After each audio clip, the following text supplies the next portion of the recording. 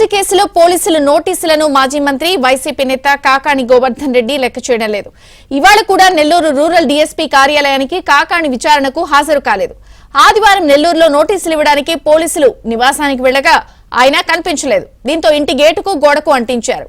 సోమవారం Nellore rural DSP కార్యాలయానికి రమ్మని అందులో పేర్కొన్నారు, కానీ ఆయన రాలేదు. దీంతో పోలీసులు హైదరాబాద్ వెళ్లారు. అక్కడ నివాసంలో కూడా ఆయన లేకపోవడంతో బంధువుకు నోటీసులు అందజేశారు.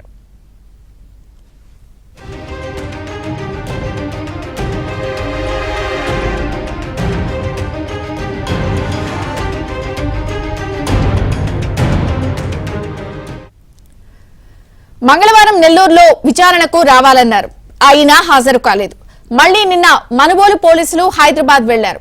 వారు వెళ్లిన సమయానికి ఆయన పత్తా లేకుండా పోయారు. దీంతో కాకాణి సమీప బంధువుకు నోటీసులు అందించారు.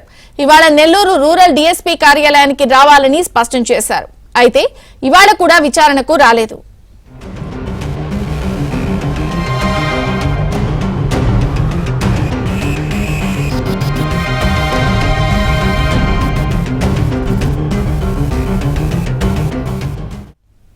పోలీసులకు దొరకకుండా కాకాణి మాయమయ్యారు. నోటీసులు ఇవ్వడానికి వెళ్లినా కూడా ఇప్పటికే 2 సార్లు విచారణకు డుమ్మా కొట్టిన నేపథ్యంలో ఏం జరుగుతుంది మరింత సమాచారం మా ప్రతినిధి మహేష్ అందిస్తారు.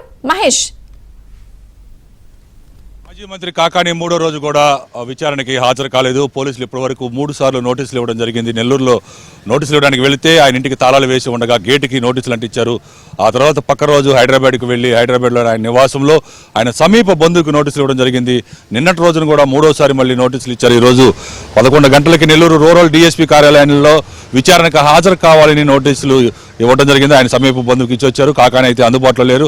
ఒకవైపు కాకాణి ఈ కేసులకు భయపడేది లేదు, జైలుకు భయపడమని చెప్తూనే మరోవైపు పోస్టింగ్లు, నేను హైదరాబాద్లోనే మా నివాసంలో ఉన్నాను, ఉగాది పండుగ చేసుకుంటున్నాను, శుభకార్యంలో ఉన్నాను అంటూ ఏర్పాట్లు పరిశీలిస్తున్నానంటూ ఫోటోలు కూడా పోస్ట్ చేయడం జరిగింది. కానీ ఇప్పటి వరకు అయితే పోలీసులకు మాత్రం ఆయన విచారణకి అస్సలు సహకరించట్లేదని చెప్పాలి. ఈ పోలీసుల దగ్గర కనీసం నోటీసులు కూడా తీసుకున్నటువంటి పరిస్థితి లేదు. యాక్చువల్గా ఈరోజు నెల్లూరులో కార్యకర్తలకి పోలీసులకి అందుబాటులో ఉంటానన్నారు. కానీ ఇప్పటి వరకు నెల్లూరులో అడుగుపెట్టినటువంటి పరిస్థితి కూడా లేదు. మొత్తం మీద ఈరోజు మధ్యాహ్నం దాదాపు హైకోర్టులో ఈ కాకాణి ముందస్తు బెయిల్ పిటిషన్ పైన విచారణ జరిగే అవకాశాలు ఉన్నాయి. 2 రోజుల కిందట హైకోర్టు దీనిపైన విచారణ సాగిస్తూ తర్వాత మళ్ళీ ఈ రోజుకు వాయిదా వేయడం జరిగింది. ఈ రోజు విచారణ జరగబోతుంది. మొత్తం మీద ఈ చూస్తే దాదాపు 250 కోట్ల రూపాయల పైగా విలువ చేసే క్వాడ్జీ తరలించడం జరిగింది. అక్రమంగా దాదాపు 61,000 మెట్రిక్ టన్నుల కంటే కూడా ఎక్కువగా ప్రభుత్వ భూములు, రుస్తుం మైన్స్ సంబంధించి ఆ ప్రాంతాల్లో కూడా అక్రమ తవ్వకాలు సాగించారు. ఇది మొత్తం కూడా కాకాణి గోవర్ధన్ రెడ్డి స్వగ్రామం అయినటువంటి తోడేరుకి అతి సమీపంలో ఉండే వరదాయపాలెం ప్రాంతం. అదేవిధంగా ఇక్కడ పెద్ద ఎత్తున బ్లాస్టింగ్లు చేయడం జరిగింది. సాధారణంగా ఈ మైనింగ్ చేసేవాళ్ళు, మైనింగ్ యజమానులు ఒక చిన్నపాటి ట్రాక్టర్ తోటి 10 హోల్స్ చేసి వాటిలో జెలటిన్ స్టిక్స్ వంటివి వేసి బ్లాస్టింగ్ చేస్తుంటారు. కానీ ఇక్కడ మాత్రం ఒకేసారి 500 హోల్స్, అది కూడా బోర్వెల్స్, పెద్దపాటి బోర్వెల్స్ తీసుకొచ్చి బోర్వెల్స్ తోటి రంధ్రాలు చేసి 500 రంధ్రాల్లో ఒకేసారి పెద్ద ఎత్తున పేలుడు పదార్థాలు ఉంచి పేలుళ్లు సృష్టించడం జరిగింది. ఆ పేలుళ్ల తాకిడికి చుట్టుపక్కల ఉన్న గ్రామాలన్నీ కూడా చిగురుటాగుల్లో అప్పట్లో వణికిపోయాయి. ఎస్టీ కాలనీ మీద అయితే పెద్దపాటి రాళ్లు కూడా పడ్డాయి, పలువురు గాయాలు కూడా అయ్యాయి. వాళ్ళంతా కూడా ఇప్పుడు పోలీసులకు ఫిర్యాదు చేయడం జరిగింది. దీనికి సంబంధించి ఈ కేసుని అట్రాసిటీ కూడా యాడ్ చేయడం జరిగింది. ఎస్టీ ప్రజలందరూ కూడా, గిరిజనులు ఎవరైతే ఉన్నారో వాళ్ళు ప్రాణాలు పోయే పరిస్థితిని కూడా అప్పట్లో కల్పించారు.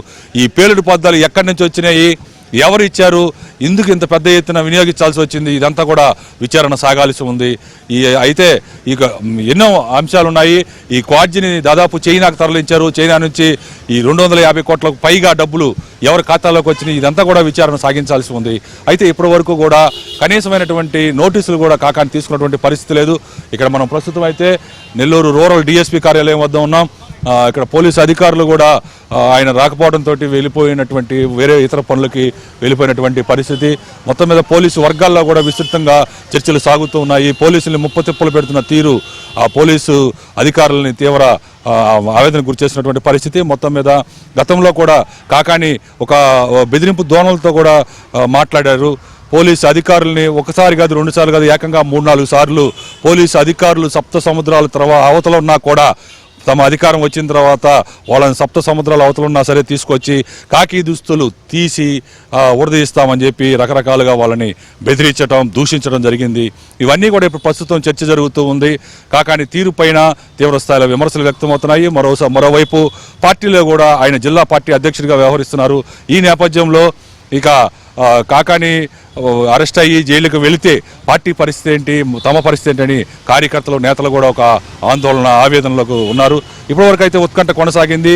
కాకాని గోవర్ధన్ రెడ్డి వస్తారేమో ఇక్కడికి, ఈ రోజైనా విచారణకు హాజరవుతారేమో, ముందుగానే ఆయన హామీలు కూడా ఇవ్వడం జరిగింది. ఖచ్చితంగా ఈరోజు నెల్లూరులోనే ఉంటాను, 3వ తేదీ ఉదయం నుంచి సాయంత్రం వరకు కూడా కార్యకర్తలకి, పోలీసులకు అందుబాటులో ఉంటానని చెప్పడం జరిగింది. కానీ ఇక్కడికైతే వచ్చినటువంటి దాఖలు లేవు. చివరికి నెల్లూరు నగరంలో కూడా అడుగు పెట్టలేదు. వారం రోజులుగా పోలీసుల నుంచి తప్పించుకొని తిరుగుతూనే ఉన్నాడు, పరారీలో ఉన్నారు. మొత్తం మీద ఈ కేసులో 10 మంది నిందితులు ఉన్నారు. వాళ్ళలో 2 మాత్రం ముందస్తు బెయిల్ తెచ్చుకున్నారు. మిగిలిన 3 అరెస్ట్ చేయడం జరిగింది. 5 మంది పరారీలో ఉన్నటువంటి పరిస్థితి. ఈ పోలీసులు కూడా ఈ కాకాని వ్యవహారం పైన సీరియస్గానే ఉన్నారు. వీలైనంత తొందరలోనే అరెస్ట్ చేసే అవకాశాలు కూడా లేకపోలేదు. ఈరోజు హైకోర్టులో కానీ కాకాని చుక్కెదురైతే బెయిల్ మంజూరు కాకుంటే కాకానికి ఇంకా చిక్కులు తప్పవని న్యాయ నిపుణులు చెప్పుకొస్తున్నారు. ఇది పరిస్థితి. ఈ వీడియో జర్నలిస్ట్ షాహిద్ కుమార్తో మహేష్ బాబు, ABN ఆంధ్రజ్యోతి.